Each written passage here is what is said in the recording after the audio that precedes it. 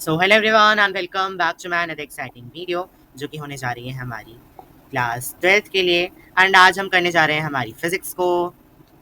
Once again welcoming you with a physics video जिसमें कि हम आज जो टॉपिक कवर करेंगे वो होने वाला है कैपेसिटर्स। तो वैसे तो ये जो हमारी एनसीईआरटी है उसमें ये आज चैप्टर नंबर 2 दिया गया है, लेकिन अगर आप किसी अच्छी बुक को देखेंगे, आप अगर कहीं बाहर से पढ़ रहे हैं, अच्छी बुक मीन्स कॉम्पिटेटिव बुक, तो वहाँ पे एक अलग ही चैप्टर दिया गया है क्योंकि अपने आप में ये इतना इंपॉर्टेंट टॉपिक हो जाता है। तो आज हम इसी को ही कवर करने जा रहे हैं। एनसीईआरटी का मैंने आपको बता दी हमारा चैप्टर नंबर 2 होने वाला है। फिलहाल मैं आगे बात करूँ तो हमें बताया गया है, एक मिनट पहले मैं स्क्रीन क्लियर कर लेता हूँ ताकि मैं एक्सप्लेनेशन के लिए स्पेस पा सकूँ। Yes, so the two conductors, दो कंडक्टर कैपेसिटर्स में आखिर हम देखेंगे क्या कि हमारे पास दो कंडक्टर होने वाले हैं। एक को मैं बोल देता हूँ कंडक्टर ए और एक को मैं बोल देता हूँ कंडक्टर बी। इन दोनों को सेपरेट करा जाएगा बाय अ सर्टेन डिस्टेंस। ये आप यहाँ पे देख पा रहे हैं, दोनों के बीच में स्पेस है, तो इसी स्पेस को मैं बोल रहा हूँ, इनको इनके बीच में एक डिस्टेंस होने वाला है जिसको मैंने बोल दिया डी डिस्टेंस। अब ये फॉर्म करेंगे कैपेसिटर को, इन्हीं दो कंडक्टर की वजह से फॉर्म हो जाएगा क्या, एक कैपेसिटर। इसी स्ट्रक्चर को मैं बेसिक डेफिनेशन से एक फिगर आपके माइंड में क्रिएट करना चाह रहा हूँ। ये जो दो हमारे पास चीज़ें आई, दो हमारे पास कंडक्टर्स आए, इन दोनों की वजह से हमारे पास एक कैपेसिटर जो है वो तैयार हो जाएगा, और यही कैपेसिटर हमें इस चैप्टर में पढ़ना है। जनरली एक हमारे पास एक थिंकिंग जो हमें हमेशा ही सोचनी है, वैसे 99.99% जो है हमें यही सोचना है, that they have equal and opposite charge. मतलब इसे मैंने आपको दो कंडक्टर बताए, ये ए और बी, इन दोनों पे हमें यही सोचना है कि इन दोनों पे इक्वल एंड अपोजिट चार्ज होने वाला है। अगर मैं बोलूँ ए पे क्यू चार्ज है तो मैं बोलूँगा बी पे माइनस क्यू चार्ज रहेगा। यही बात आपको पूरे चैप्टर में घुमा फिरा के डिटेल में यही बोला गया है, और आपको समझना भी बार बार यही है। आगे मैं बढ़ूंगा तो मुझे बताया गया है the charge on a capacitor. अब एक मिनट रुक जाइए, यस, इसी फिगर को ही मैं यूज़ करने वाला हूँ एक्सप्लेनेशन के लिए। देखिएगा, मैंने बोला था कि जो ए और बी है ये दोनों मिलाकर एक कैपेसिटर को बनाएंगे। अब क्योंकि इस ए और बी पे कुछ ना कुछ चार्ज दिया हुआ है, तो ऑफ कोर्स इस कैपेसिटर पे भी एक चार्ज जनरेट करेंगे अपनी वजह से, और वही चार्ज जो है वही होने वाला है हमारा the charge on the capacitor. यही बात इसमें छोटी सी बोली गई है, that the magnitude of charge, मतलब ये जो चार्ज दिया गया है इसमें हमें पॉजिटिव और नेगेटिव से मतलब नहीं है, हमें मैग्नीट्यूड लेना है। The magnitude of charge of the of any one of the conductors forming the capacitor. इन दोनों में से आप कोई भी एक कंडक्टर उठा लीजिए, दोनों पे इक्वल एंड अपोजिट चार्ज ही, मतलब अगर इस पे 2 है वैल्यू चार्ज की तो इस पे भी 2 ही होने वाली है। तो ये जो 2 वैल्यू है इसमें ना तो हमें पॉजिटिव देखना है और ना ही हमें नेगेटिव देखना है, हमें जो देखना है वो क्या है, सिर्फ ये 2 की वैल्यू। तो इसका मतलब मैं 2 का मैग्नीट्यूड लूंगा, तो इसी को ही हम बोलते हैं चार्ज ऑन द कैपेसिटर। अब कैपेसिटर में ही, कैपेसिटर को अच्छे से समझने से पहले हमें कैपेसिटेंस को बारे में पता होना चाहिए। So it is the ratio. Ratio क्या होता है, हमने पढ़ा था अपनी छोटी क्लासेस में, that the ratio is A upon B. बिल्कुल बेसिक मैं आपको समझा रहा हूँ, हमने पढ़ा था रेशियो क्या होता है, ए अपॉन बी होता है। अब इसमें ए क्या होता है, बी क्या होता है, ये भी हम देख लेते हैं। ए जो है वो होता है हमारा the charge on the capacitor, ए होने वाला है हमारा charge on the capacitor. Capacitor पे आखिर कितना चार्ज है वो हमें बताएगा ए, और वहीं जो हमारा बी है वो हमें बताएगा the potential difference between the two conductors forming the capacitor is called the capacitance. इसको हम समझते हैं इस फिगर के तरीके से। देखिए यहाँ पे हमें दो कंडक्टर दिखाए गए हैं, एक दिखाया गया है ये वाला और एक दिखाया गया है ये वाला। दो कंडक्टर आपके सामने आपको दिख रहे हैं, एक पे है प्लस क्यू चार्ज और एक पे है माइनस क्यू चार्ज, मतलब चार्ज दोनों पे सेम ही होने वाला है, तो मैं बोल देता हूँ दोनों पे क्यू चार्ज रहेगा। ठीक है जी, चार्ज मैंने बता दिया। दूसरी चीज़ क्या थी हमारी, बी की वैल्यू में क्या था हमारे पास, द पोटेंशियल डिफरेंस। अब एक जगह हमारा जो पोटेंशियल डिफरेंस है वो होने वाला है बी, और दूसरी जगह जो होने वाला है, या फिर इसको ऐसे में देखिए आप भी, इसको बोल दीजिए V1 और इसको बोल दीजिए V2। तो V1 जो है इसमें से कोई एक पॉजिटिव होगा, जो पॉजिटिव वाला होगा वो पॉजिटिव ही होगा, और जिसपे नेगेटिव चार्ज है वो नेगेटिव ही होगा।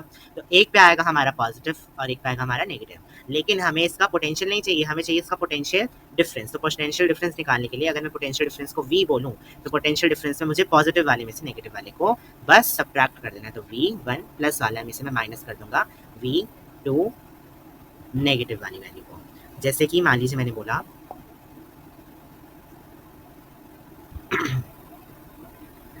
सो जैसे मैंने बोला कि एक वैल्यू जो है वो मेरे पास है नेगेटिव वाली, यस जस्ट अ सेकंड, एक वैल्यू मैंने बोला मेरे पास है पॉजिटिव वाली और नेगेटिव वाली, तो इसमें से मेरे को पोटेंशियल डिफरेंस निकालने के लिए मैं पॉजिटिव वैल्यू से नेगेटिव वैल्यू को माइनस कर दूंगा। जैसे मैं बोलूँ मेरे पास एक ये वाला कैपेसिटर है जिसपे प्लस क्यू चार्ज है और एक ये वाला कैपेसिटर है जिसपे माइनस क्यू चार्ज है। इस पे है +5 का वोल्टेज, सॉरी पोटेंशियल, इस पे है -3 का पोटेंशियल। तो पोटेंशियल डिफरेंस अब आप मुझे कमेंट सेक्शन में जल्दी से बता दीजिए इस फॉर्मूले से, जल्दी जाइए और कमेंट में इसको बताइएगा। तो अब मैं आई थिंक आप इतनी बात तो समझ ही गए होंगे। अब इसको मैं रिप्रेजेंटेशन के फॉर्म में भी लिख देता हूँ, because that will be good. तो रिप्रेजेंटेशन इसमें कुछ नहीं होगा, रिप्रेजेंटेशन में बस ये हो जाएगा दैट कैपेसिटेंस को मैं रिप्रेजेंट करूंगा अपने लेटर सी से, जो हमारा चार्ज होता है वो होता है वी से, और पोटेंशियल डिफरेंस डिनोट करेंगे हम वी से। तो C equals to Q upon V की वैल्यू हमारे पास आ जाएगी कैपेसिटेंस का, दैट विल बी कैपेसिटेंस का फॉर्मूला। ये हमारा बन जाएगा कैपेसिटेंस का फॉर्मूला। इसको बाय हार्ट आप लोगों को लर्न कर लेना है, ये वाला फॉर्मूला। आगे मैं बढ़ूँ तो मुझे एक नोट दिया गया है, नोट बहुत ज़्यादा इंपॉर्टेंट होते हैं हमारे इससे, जो कि है डायरेक्टली क्वेश्चन पूछ लिया जाता है क्वेश्चन पेपर में। क्या बोल रहे हैं, the capacitance is purely a geometrical factor. Geometrical क्या होता है, आप ज्योमेट्री पढ़ते थे अपनी छोटी क्लासेस में, वही बोला गया है जियोमेट्रिकल फैक्टर। क्यों बोला गया है geometrical factor, because the potential difference is directly proportional. Potential difference जो V था वो डायरेक्टली प्रोपोर्शनल हो जाता है किसके, the field between the conductors. दो कंडक्टर के बीच में देखिए, एक कंडक्टर ये है और एक कंडक्टर ये है। तो हमने पढ़ा था अपने चैप्टर इलेक्ट्रिसिटी में, इलेक्ट्रिसिटी जो हमारा चैप्टर था उसमें आपने पढ़ा था that will B electric charges and fields, जो हमारा चैप्टर नंबर 1 था, उसमें आपने पढ़ा था दैट द फील्ड, अगर दो कंडक्टर हमें दिए हो तो उनके बीच में इलेक्ट्रिक फील्ड जरूर ही आती है। अब वो इलेक्ट्रिक फील्ड भी प्रोपोर्शनल होती है टू द चार्जेज। हमने चार्ज यहाँ पे देखा था ना, प्लस के माइनस के, उसी चार्ज की वो प्रोपोर्शनल होती है। तो जो बात हमें यहाँ पे ऑलरेडी दी गई है उसको एक मैं अच्छे से फॉर्म में लिख देता हूँ, क्योंकि मुझे लगता है दैट यहाँ से चांसेस होते हैं जनरली क्वेश्चन पेपर में क्वेश्चन आने के। बोल रहे हैं द पोटेंशियल डिफरेंस V, जो कि ऊपर हमने देखा था, वो डायरेक्टली प्रोपोर्शनल होता है किसके, फील्ड बिटवीन टू चार्जेस, और ये भी डायरेक्टली प्रोपोर्शनल होता है, सॉरी यहाँ पे चार्ज नहीं आएगा, यहाँ पे कंडक्टर आना चाहिए, इसको रब करके लिख देते हैं,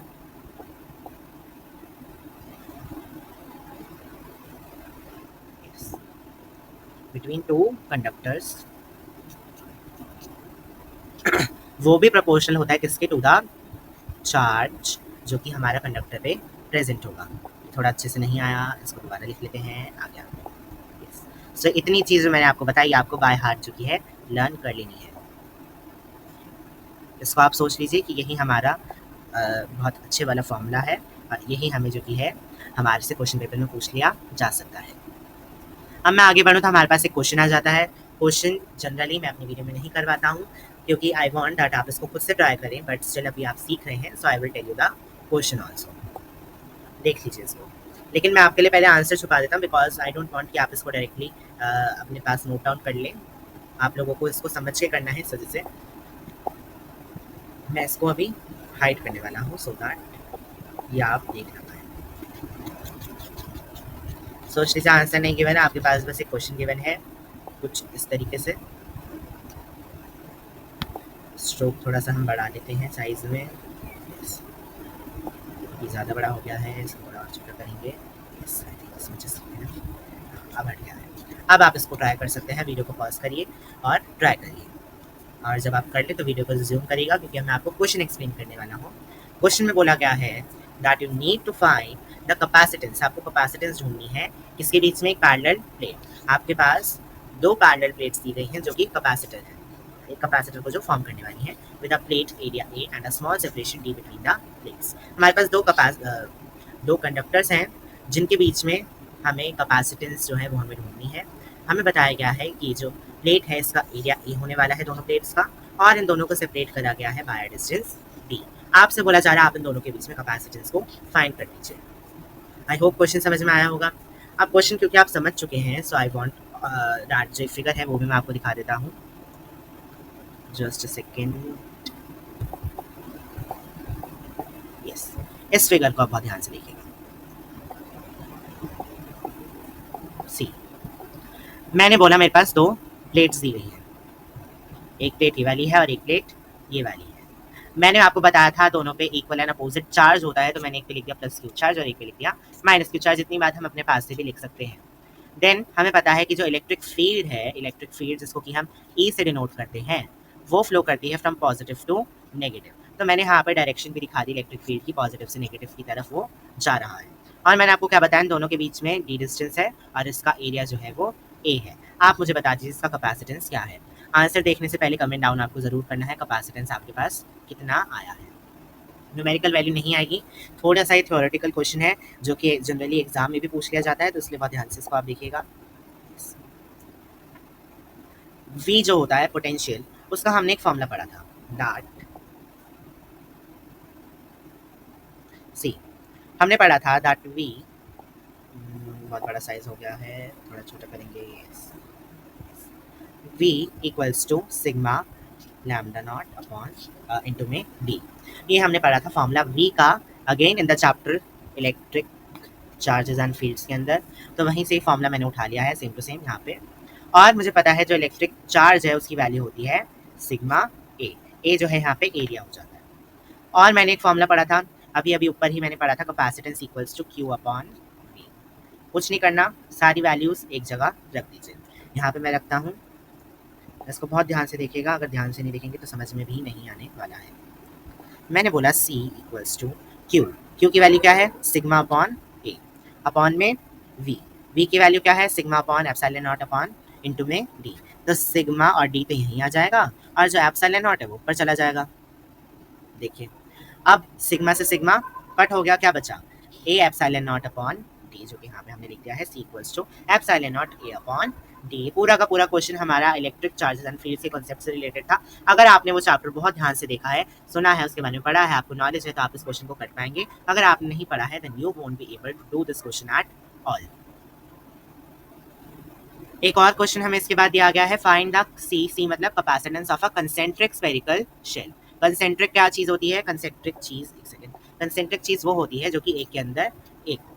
तो ऐसे हमारे पास दो स्फेरिकल शेल दिए गए हैं, एक और ये वाला, जो कि कंसेंट्रिक है। तो हमें इसमें कैपेसिटर जो है वो इनर वाला है, उसका रेडियस है R1 और बाहर वाला है उसका रेडियस है R2। ये जो दो हमारे पास कंडक्टर्स हैं कैपेसिटर बना रहे हैं, और ये कैपेसिटर में अंदर वाले का जो एरिया है वो R1 है और बाहर वाले का R2 है। तो इसमें हमें C की वैल्यू बतानी है जो कि कंसेंट्रिक स्फेरिकल शेल के अंदर हमारे पास आने वाली है। नेचुरली हमें पता है एक पे प्लस क्यू चार्ज होता है, एक पे माइनस क्यू चार्ज होता है, वही मैंने यहाँ पे लिख दिया है। मुझे क्वेश्चन में दिया गया है अंदर वाले का R1 है, बाहर वाले का R2 है, वो मैंने एज इट इज यहाँ पे लिख दिया और मैंने एक फिगर रेडी कर लिया अपने पास। अब आपने एक फॉर्मूला पढ़ा होगा again electric charges and fields में, that KQ upon R1 minus KQ upon R2 equals to V positive and KQ upon R2 minus KQ upon R, यहाँ पे 1 होना चाहिए था, सॉरी जो बाहर वाला है V वाला, उसके लिए तो दोनों ही ये वाले ही होंगे, अंदर वाले की तो उसके लिए वैल्यू होगी नहीं, उसके लिए तो यही वैल्यू होगी वैलिड। और एक में से अगर मैं सेम में से सेम वैल्यू माइनस कर दूँ तो मेरे पास तो 0 आंसर आएगा। वहीं जो अंदर वाला है इसके लिए अपना भी होगा और ये बाहर वाला भी कंसीडर होगा, जो कि मैंने यहाँ पे करा है। लेकिन जो हमारा बाहर वाला है, इसको दोबारा ध्यान से सुनिए, जो बाहर वाला है उसके लिए अंदर वाले की तो कोई वैल्यू नहीं होती। कंडक्टर में हमने पढ़ा था कि जो बाहर वाला है उसके लिए अंदर वाले की कोई वैल्यू नहीं होती है। तो मैंने बाहर वाले में से बाहर वाले को जो माइनस करा तो मेरे पास 0 आंसर आ गया। तो मैं इन टोटल बोलूँ तो मेरे पास V था कि V plus minus V minus, इसमें से V माइनस की वैल्यू तो हमारे पास 0 ही हो गई है, तो हमारे पास जो V आया वो बराबर आ गया V प्लस के। तो मैंने वही यहाँ पे करा V equals to KQ upon R1 minus KQ upon R2। यहाँ से KQ जो है मैंने कॉमन बाहर ले लिया और इसको मैंने इस तरीके से रख दिया। अब आप कह रहे होंगे मैंने पिछली बार जो है वो अलग फॉर्मूला यूज़ करा था V का और अब की बारी मैंने अलग फॉर्मूला यूज़ करा है, but it depends on the question. की क्वेश्चन में आपको अगर एरिया दिया गया है तो आपको ऐसा फॉर्मूला यूज़ करना है जिसमें कि हम एरिया के आसपास पहुँच जाए। वहीं जहाँ पे मुझे रेडियस दिया गया है तो मैं वही फॉर्मूला यूज़ करूँगा जिसमें कि मेरे पास रेडियस निकल के आ जाएगा। अगेन कुछ नहीं करना है, हमें वही करना है C equals to Q upon V। Q को आपकी बारी मैंने लिख दिया 1 अपॉन K, या फिर मैं इसको ऐसे भी लिख सकता हूँ 4 पाई एप्सिलॉन नॉट, और इसको मैंने इक्वल्स टू कर दिया R1 अपॉन R2। इन दोनों को मैंने सॉल्व करा, सॉल्व करके हमारे पास यही वैल्यू आने वाली है। एंड जो KQ था, इसमें Q से जो Q था वो कट हो गया हमारे पास ऐसे, क्योंकि V में भी हमारे पास Q आ रहा था। यहाँ पे सिर्फ K की वैल्यू रह गई जो कि थी K की वैल्यू हमें पता है K equals to 1 upon 4 pi epsilon not, और यहाँ पे 1 अपॉन K है तो epsilon not 4 pi epsilon not ऊपर चला जाएगा, तो यहाँ पे आ गया और ये वाली वैल्यू हमने एज इट इज यहाँ पे पुट कर दी है। अब यही बस इससे आगे इसको हम सॉल्व कर सकते हैं, नहीं कर सकते हैं तो हम इस वैल्यू को यहीं पर ही छोड़ देंगे। तो हमें नोट करने के बाद that when only one conductor is given the other conductor is used at infinity. अगर मैंने सिर्फ एक कंडक्टर के बारे में आपको इन्फॉर्मेशन दे दी कि एक कंडक्टर मेरा ऐसा है, इसका कुछ एरिया A है, इसका कुछ रेडियस R है और इस पर प्लस Q चार्ज है, और बस इतनी इन्फॉर्मेशन इसके बारे में दी जा सकती है। V बता देता हूँ, V इसका प्लस में है, V प्लस इसकी वैल्यू हमें दी गई है। तो बस मुझे एक कंडक्टर के बारे में तो बता दिया, लेकिन दूसरे के बारे में बताया ही नहीं। तो ऐसे केस में आपको एज्यूम करना है कि जो दूसरा कंडक्टर है वो हमारा इनफाइनाइट पे रखा हुआ है, तो इसके और इसके बीच में जो डिस्टेंस हो जाएगा वो इनफाइनाइट हो जाएगा। फिर इस तरीके से आपको जो वैल्यू है वो लेके सॉल्व करनी है। ऐसा क्वेश्चन भी अभी हम सीखेंगे जब हमारा पूरा का पूरा जो है वो हो जाएगा चैप्टर। अब capacitance of isolated sphere, isolated sphere मतलब एक ही स्फीयर है, इकलौता स्फीयर है, ऐसे स्फीयर पे कितना जो है कैपेसिटेंस होने वाला है। तो इस पे मैंने बोल दिया इसका जो रेडियस है वो r है। दूसरे, अब क्योंकि आइसोलेटेड है तो एक है, मैंने बताया था अभी अगर एक हो तो दूसरा हमें इनफाइनाइट पे एज्यूम करना है। तो r2 को मैंने बोल दिया इनफाइनाइट है, उसकी हमें कोई वैल्यू नहीं पता, इसको मैंने इनफाइनाइट बोल दिया आराम से। अब मैं आपको यहाँ पे एक फॉर्मूला दे चुका हूँ, C = 4 pi epsilon not R1 into R2 upon R2 minus R1। कुछ मत करो, सीधे सीधे वैल्यू यहाँ पे रख दो, आपको अपना आंसर आराम से मिल जाएगा। करके देखिए इसको, ऐसे नहीं आएगा, जब तक करेंगे नहीं तब तक बिल्कुल नहीं आएगा। इसको पेन पेपर लेके करिए फटाफट से। आपके पास एक गिवन इक्वेशन है 4 पाई एप्सिलॉन नॉट, R1 की वैल्यू यहाँ पे रखिए, R2 की वैल्यू रखिए और नीचे अपॉन R2 माइनस R1 की वैल्यू रखिए, आपको अपना आंसर ज़रूर ही मिलेगा, जो कि क्या होगा, फाइनल आंसर यहाँ पे दिया गया है C = 4 pi epsilon not into R। एक और क्वेश्चन हमारे पास आ जाता है, find the capacitance per unit length. मतलब हमें कैपेसिटेंस तो फाइंड करना है, लेकिन पर यूनिट लेंथ की फॉर्म में फाइंड करना है। किसका? एक लॉन्ग सिलेंडर का। एक हमारे पास सिलेंड्रिकल शेल दिया हुआ है, कुछ इस तरीके से हमें एक सिलेंड्रिकल शेल दिया हुआ है, जिसके अंदर we have the inner and outer area R1 and R2। हमारे पास एक लॉन्ग कंडक्टर है और ये भी आई थिंक हमारा कुछ इस तरीके से होगा। एक सेकेंड, कुछ इस तरीके से हमारी फिगर आई थिंक होनी चाहिए। देखिए इसमें बोल रहे हैं जो हमारा इनर रेडियस है वो है R1, कैपिटल R1, और जो बाहर वाला जो हमारा रेडियस है यहाँ से यहाँ तक वो है R2। सो इसका हमें जो कि है हमें कैपेसिटेंस बताना है पर यूनिट लेंथ की फॉर्म में। तो इसका हमें सीधा सीधा फॉर्मूला याद कर लेना है, EP = lambda 2 pi epsilon not into R। R क्या होगा हमारा? पूरा अंदर से लेके बाहर तक का डिस्टेंस। जहाँ पे हमें समझने की चीज़ होगी वहाँ पे हम समझेंगे, और जहाँ पे क्योंकि इसका डेरिवेशन होगा तो यहाँ पे बताया नहीं क्या है, क्योंकि वो डेरिवेशन आपके सिलेबस में नहीं होगा। मगर ऐसा क्वेश्चन आई थिंक पूछते भी नहीं है एग्जाम में, लेकिन स्टिल अगर आपसे पूछ लिया जाए तो आप डायरेक्टली इसका फॉर्मूला अप्लाई कीजिए, क्योंकि हम इतनी सारी चीज़ें अपने माइंड में नहीं स्टोर करके रख सकते, कई चीज़ें हमें याद भी करनी है। याद कैसे होगी, इसको आप 10 बारी यहीं पर ही वीडियो को स्टॉप करके अपने रजिस्टर में लिख लीजिए। It can easily be shown using the Gauss law that the formula for feed for a thin cylindrical shell at a point outside the shell are the same as that for the thin infinite wire. I hope clear होगा। एक infinite wire अगर मैं लूँ और उस पे अगर मैं फॉर्मूला फॉर द फील्ड का जो फॉर्मूला होगा एक थिन सिलेंड्रिकल शेल के लिए, एक बहुत पतला सा सिलेंड्रिकल शेल है जिस पे एक बाहर पॉइंट P में बोलूँ, वो सेम होने वाला है फील्ड का फॉर्मूला। किसका फॉर्मूला? फील्ड का फॉर्मूला सेम होने वाला है एक थिन सिलेंड्रिकल शेल और इस बाहर वाले पॉइंट के बीच में। किसके बराबर होने वाला है? With a thin infinite wire. एक इनफाइनाइट वायर में ले लूँ अगर इस तरीके से, तो इस पे जो फील्ड का फॉर्मूला होगा वही इसके लिए भी होने वाला है। आगे बढ़ जाते हैं।